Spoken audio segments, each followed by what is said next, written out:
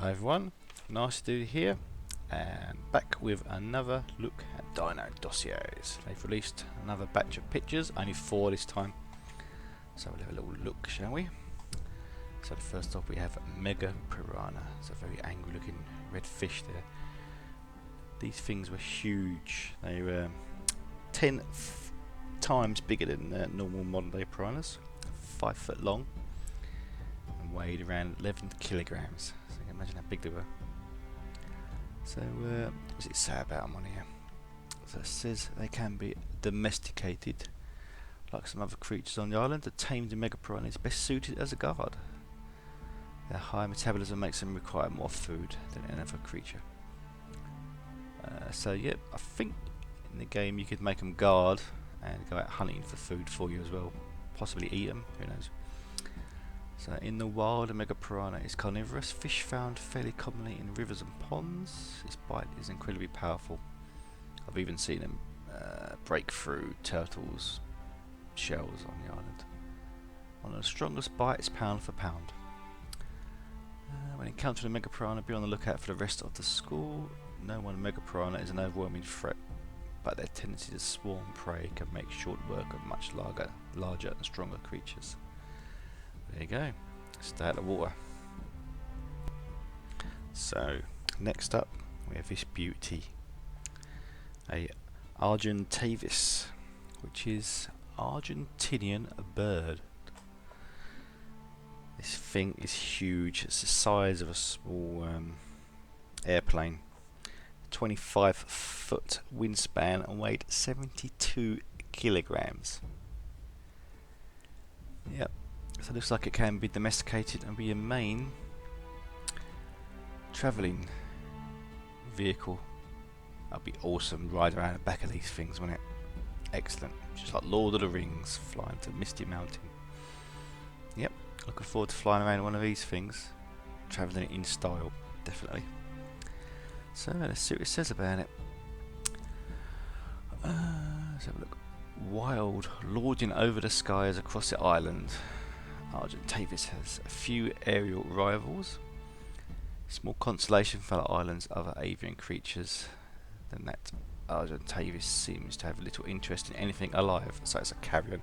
Yeah, I think it's an early relation to the vulture. Not related to an eagle, it's more a vulture, but with a lot stubbier neck. Yeah, that's a picture of it eating God knows what, probably a saber tooth.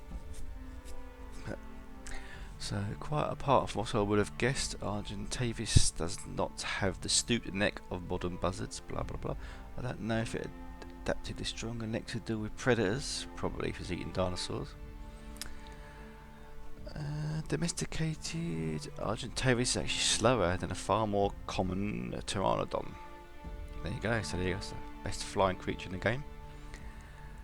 But it has significantly more stamina and can sustain flight for approximately 3 times as long. This makes them the best creature on the island for travelling or hauling cargo.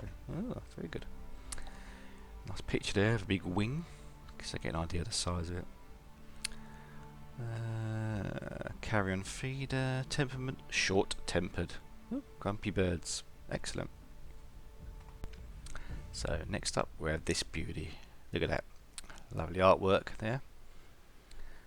Evil looking giant spider. So it's let's have a little read. Araneomorphus and Argentavis.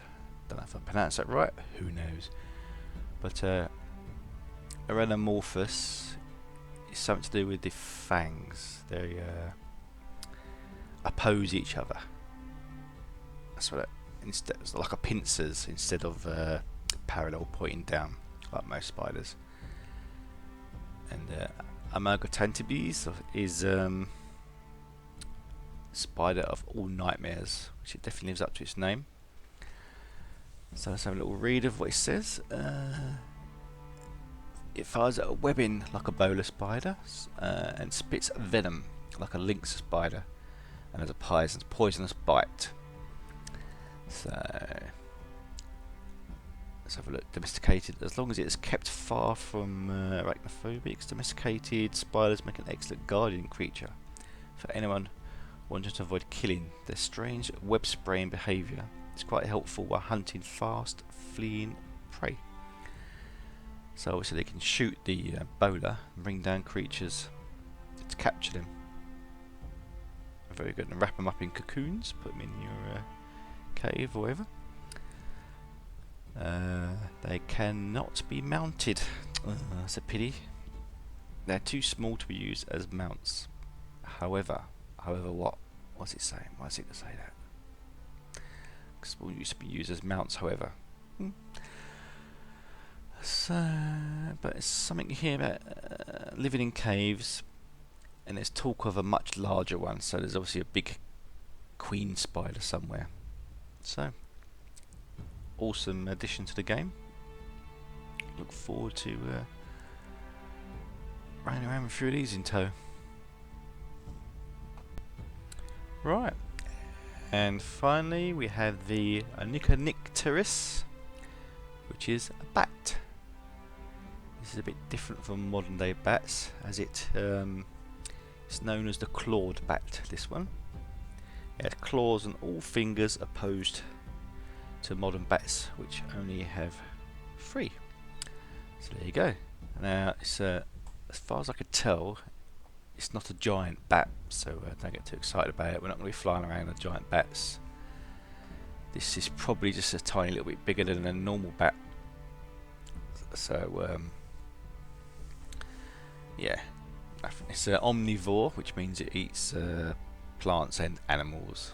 So let's have a little read. So it says, wild bats is one of the few omnivores seen in Ireland that seem to live primarily off mushrooms and moss within caves, but they attack almost any non-insect on sight.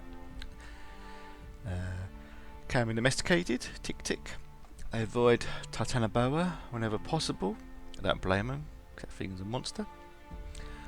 Which leads me to believe the snake to be a natural predator. Yeah.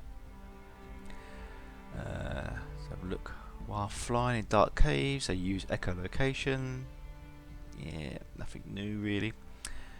So domesticated, not large enough to be used as mounts, and not strong enough to carry it much. Still works well as a guard animal. This is the last dossier they're releasing until Monday when the game's released. So I'll definitely be busy playing that, and also I'll be carrying on doing more of these dossiers once I start bringing out more of them.